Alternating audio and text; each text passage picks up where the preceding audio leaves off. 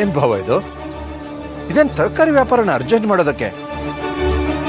ಒಂದು ವೇಳೆ ಅವರು ಅರ್ಜೆಂಟ್ ಮಾಡಿದ್ರಪ್ಪ, ನೀವು ಅವರು ಹೇಳಿದ್ದಕ್ಕೆಲ್ಲ ಸರಿ ಸರಿ ಅಂತ ತಲೆ ಅಲ್ಲಾಡಿಸ್ತಾ ಇದ್ದೀರಾ? ನೀವೇ ಹೇಳಿ ಭಾವ, ನಿಶ್ಚಿತಾರ್ಥಕ್ಕೆ ಹುಡುಗ ಬರಬೇಕು ಬೇಡವಾ? ಅದನ್ನೇ ಹೇಳಿದ್ರಲ್ಲ ಬಾವ, ಯಾವುದೋ ಮುಖ್ಯವಾದ ಕೆಲಸಕ್ಕೆ ಗುಜರಾತ್ ಹೋಗಿದ್ದಾನೆ ಹುಡುಗ ಅಂತ. ರೀ, ಇದು ಅವ್ರ ಜೀವನನೇ ನಿರ್ಧಾರ ಮಾಡುವಂತ ವಿಷಯ. ಇದಕ್ಕೆ ಬರ್ಲಿಲ್ಲ ಅಂತ ಹೇಳಿದ್ರೆ ಇನ್ಯಾವ ದೊಡ್ಡ ಕೆಲಸ ಇರುತ್ತೆ ಅವ್ರಿಗೆ? ದೊಡ್ಡ ಜನ ಕಣೆ ಅವರು, ಅವ್ರಿಗೆ ಏನೇನ್ ಕೆಲಸ ಇರುತ್ತೆ ಅಂತ ನನಗೆ ನಿಮ್ಗೆಲ್ಲ ಗೊತ್ತಾ? ಅಲ್ಲ ಭಾವ, ಅವಳು ಹೇಳಿದ್ರಲ್ಲಿ ತಪ್ಪೇನಿದೆ? ಹುಡುಗನ್ ನೋಡದೆ ಹೇಗೆ ನಿರ್ಧಾರ ಮಾಡೋಕ್ಕಾಗುತ್ತೆ? ನಮ್ಮನ್ನು ಬಿಡಿ, ಈಗಿನ ಕಾಲದಲ್ಲಿ ಯಾವ ಹುಡುಗಿ ತಾನೆ ಹುಡುಗನ್ ನೋಡದೆ ಅವನ ಜೊತೆ ಮಾತಾಡದೆ ನಿಶ್ಚಿತಾರ್ಥ ಮಾಡ್ಕೊಳ್ಳೋಕೆ ಒಪ್ತಾಳೆ ಹೇಳಿ? ಅದಕ್ಕೆ ಅಲ್ಲಿಗೆ ನೇರವಾಗಿ ಹೋಗಿ ಆ ಹುಡುಗನ ಬಗ್ಗೆ ಅವನ ಕುಟುಂಬದ ಬಗ್ಗೆ ತಿಳ್ಕೊಬೇಕಲ್ವಾ? ಬಾವಾ, ನಾನೆಲ್ಲ ಅವ್ರ ಬಗ್ಗೆ ವಿಚಾರಿಸಿದ್ದೀನಿ. ಅವ್ರ ಬಗ್ಗೆ ಅವರು ಹೇಳಿದ್ರಲ್ಲ, ಅಷ್ಟಲ್ಲದೆ ಮಕ್ಕಳು ಕೂಡ ನೆಟ್ಟಲ್ಲಿ ಪೂರ್ತಿ ಹುಡುಕಿದ್ರಲ್ಲ, ಎಲ್ಲ ಸರಿ ಇದೆ. ಇಲ್ಲಿ ಅನುಮಾನ ಪಡೋಂಥದ್ದು ಏನೂ ಇಲ್ಲ. ಭಾವ, ಅವ್ರು ಮಾತಾಡೋಕ್ ಬಂದಿರೋದು ಯಾವುದೋ ಸಣ್ಣ ಪುಟ್ಟ ವಿಷಯ ಅಲ್ಲ, ಮದ್ವೆ ವಿಷಯ. ಮದ್ವೆ ವಿಷಯ ಮಾತಾಡೋಕ್ ಬರ್ಬೇಕಾದ್ರೆ ಆ ಮನೆ ಒಬ್ಬ ಸೊಸೆನಾದ್ರೂ ಬರ್ಬೇಕಿತ್ತಲ್ಲ. ಅವೆಲ್ಲ ದೊಡ್ಡ ವಿಷಯನಾ ಬಾಬಾ? ದೊಡ್ಡ ಜನ ಅವರು, ದೊಡ್ಡ ಹುದ್ದೆಯಲ್ಲಿರೋರು. ಒಂದಿನ ಹೋಗಿಲ್ಲ ಅಂದ್ರೆ ಸಾವಿರಾರು ಲಕ್ಷಾಂತರ ರೂಪಾಯಿ ನಷ್ಟ ಆಗ್ಬೋದು ಅವ್ರಿಗೆ. ಅದೆಲ್ಲ ನಮಗ್ ಗೊತ್ತಾ? ಇಲ್ಲ ಬಾವ, ಅದಕ್ಕಾಗಿ ಹಾಗಾಯ್ತು ಹೀಗಾಯ್ತು, ಹುಡುಗ ಬಂದಿಲ್ಲ ಸೊಸೆ ಅಂದ್ರು ಬಂದಿಲ್ಲ ಅಂತ ಹೇಳಿ ನಾವು ನಮ್ಮ ಹುಡುಗಿನ ಕಳಿಸ್ಕೊಡಕ್ಕಾಗುತ್ತಾ? ಇಲ್ಲ ಬಾವ, ಎಲ್ಲೋ ಏನೋ ಸರಿ ಇಲ್ಲ ಅನಿಸ್ತಿದೆ. ನಾವು ಅರ್ಜೆಂಟ್ ಮಾಡೋದು ಒಳ್ಳೇದಲ್ಲ. ಅದನ್ನೆಲ್ಲ ಹೇಳಕ್ಕೆ ನೀನ್ ಯಾರ? ಯಾಕೆ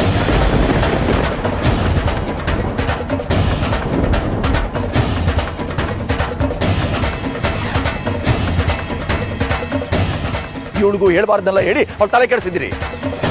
ನನಗೆ ಗೊತ್ತು ಇದೆಲ್ಲ ನೀವ್ ಯಾಕೆ ಮಾಡ್ತೀರಿ, ನನಗೆ ಗೊತ್ತು. ನನ್ನ ಮಗಳು ಒಳ್ಳೆ ಸಂಬಂಧ ಸಿಕ್ಕಿದೆಯಲ್ಲ, ಹೊಟ್ಟೆ ಹೊಟ್ಟೆ ಉರಿ ನಿನಗೆ ಊರ್ಕೊತಾ ಇದ್ದೀರಾ ನೀವು.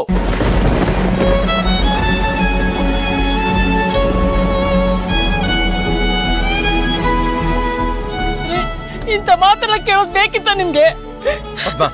ನೀನ್ ಮಾತಾಡ್ಬೇಡ, ಸುಮ್ಮನೆ ಇರು. ಅವ್ರಂತ ಮಾತೆಲ್ಲ ಹೇಳ್ತಾ ಇದ್ರು, ನನ್ಗೆ ಬೈತಿರಲ್ಲ. ನೀನ್ ಬಾಯಿ ಮುಚ್ಕೊಂಡು ಹೋಗು ಅಂದೆ. ಹೋಗು.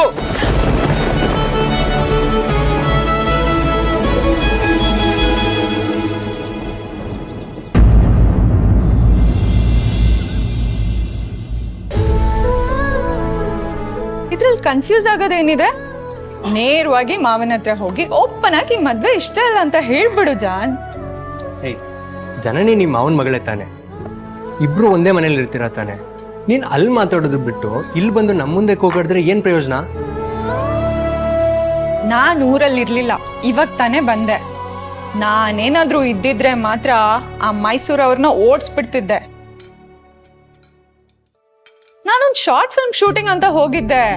ಈ ಗ್ಯಾಪ್ ಅಲ್ಲಿ ಒಂದ್ ಫುಲ್ ಮೂವಿನೇ ಮಾಡ್ಬಿಟ್ಟಿದ್ದಾರೆ. ನಿಮ್ಮ ಅಣ್ಣ ಶ್ರೀರಾಮ್ ಅವನಿದ್ರ ಬಗ್ಗೆ ಏನು ಮಾತಾಡಲ್ವಾ? ಅವನ್ಗೆ ಏನಾದ್ರೂ ಆದ್ರೆ ಮಾತಾಡಲ್ಲ, ಇನ್ ನಮ್ ಜನನಿ ಬಗ್ಗೆ ಮಾತಾಡ್ತಾನ? ಅಲ್ಲ, ಆದ್ರೂ ನಂಗೊಂದ್ ಡೌಟ್, ನಮ್ ಮಾವ ಈ ಮದ್ವೆಗೆ ಇಷ್ಟ ಬೇಗ ಹೇಗ್ ಒಪ್ಕೊಂಡ್ರು ಅಂತ. ಅಂಕಲ್ ಹುಡುಗನ ಬಗ್ಗೆ ಮೊದ್ಲೇ ತಿಳ್ಕೊಂಡು ಮದ್ವೆಗೆ ಓಕೆ ಅಂದಿರ್ಬೇಕು. ಉಳ್ದಿದ್ನೆಲ್ಲ ಆಮೇಲೆ ನೋಡ್ಕೊಳ್ಳೋಣ ಅನ್ಕೊಂಡ್ರು ಏನೋ. ನಿಂಗೇನ್ ಲೂಸಾ? ಮದ್ವೆ ಆಗ್ತಿರೋದ್ ಇವಳು. ಇವ್ರಪ್ಪ ಮೈಸೂರ್ಗೋಗಿ ಆ ಹುಡ್ಗನ್ ನೋಡ್ಕೊಂಡ್ ಬಂದ್ರೆ ಏನ್ ಯೂಸು? ಇಲ್ ನೋಡು ಜಾನ್, ಒಳ್ಳೆ 1947 ಹುಡ್ಗಿರ್ ತರ ಆಗ್ಬೇಡ. ಈಗ್ಲೇ ಯಾಕೆ ನಿಂಗ್ ಮದ್ವೆ?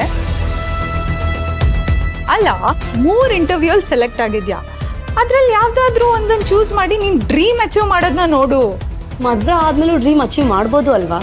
ಓ, ಮದ್ವೆ ಆದ್ರೆ ಹೇಗ್ ಡ್ರೀಮ್ ಅಚೀವ್ ಮಾಡ್ಬೋದು? ಅದಕ್ಕೆ ಸಪೋರ್ಟ್ ಮಾಡ್ಬೇಕು ಅನ್ನೋ ಒಂದು ಕಂಡೀಷನ್ ಮೇಲೆನೆ ಅಂಕಲ್ ಓಕೆ ಅಂದಿರ್ಬೇಕು.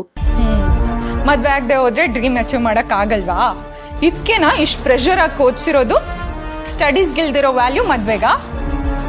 ಮದ್ವೆ ಆಗ್ಬಾರ್ದು ಅನ್ನೋದು ನಿನ್ನ ಒಪಿನಿಯನ್, ಅದನ್ನೇನಕ್ಕೆ ಸುಮ್ಮನೆ ಜನನಿ ಮೇಲೆ ಹೇರ್ತೀಯಾ? ನೋಡು ಜನನಿ, ಎಲ್ರಿಗೂ ಅವ್ರದ್ದೇ ಆದ ಒಪಿನಿಯನ್ ಇರುತ್ತೆ. ನೋಡು, ನನಗೆ ನಿಮ್ಮ ಸಂಪ್ರದಾಯ ರೀತಿ ನೀತಿ ಎಲ್ಲ ಅರ್ಥ ಆಗ್ದಲೇ ಇರ್ಬೋದು, ಆದ್ರೆ ಫೀಲಿಂಗ್ಸ್ ನಂಗೆ ತುಂಬಾ ಚೆನ್ನಾಗಿನೇ ಅರ್ಥ ಆಗುತ್ತೆ.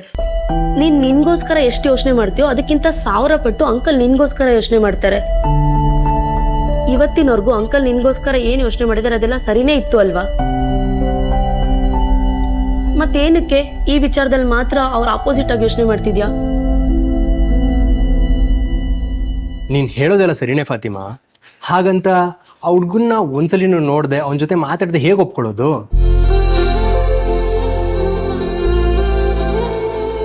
ನಮ್ಮ ಜನನಿಗೆ ಹೇಗೆ ಅವ್ರ ಫ್ಯೂಚರ್ ಬಗ್ಗೆ ಪ್ಲಾನ್ಸ್ ಇದೆಯೋ ಅದೇ ರೀತಿ ಅವ್ನಿಗೆ ಏನು ಪ್ಲಾನ್ಸ್ ಇದೆಯೋ ಅಂತ ತಿಳ್ಕೊಬೇಕೋ ಬೇಡವೋ? ಇಬ್ರಿಗೂ ಅಂಡರ್ಸ್ಟ್ಯಾಂಡಿಂಗ್ ಬರಬೇಕೋ ಬೇಡವೋ? ಅದನ್ನೆಲ್ಲ ಬಿಟ್ಟು ಅವನನ್ನು ನೋಡ್ದೇನೆ ಒಂದ್ಸಲಿನೂ ಮಾತಾಡ್ದೇನೆ ಹೇಗೆ ಡಿಸೈಡ್ ಮಾಡೋದು? ಇದು ಒಂದು ವ್ಯಾಲಿಡ್ ಪಾಯಿಂಟ್. ನಮ್ಗೆ ಹುಡುಗನ್ ಫ್ಯಾಮಿಲಿ ಬಗ್ಗೆ ಗೊತ್ತಿದೆ,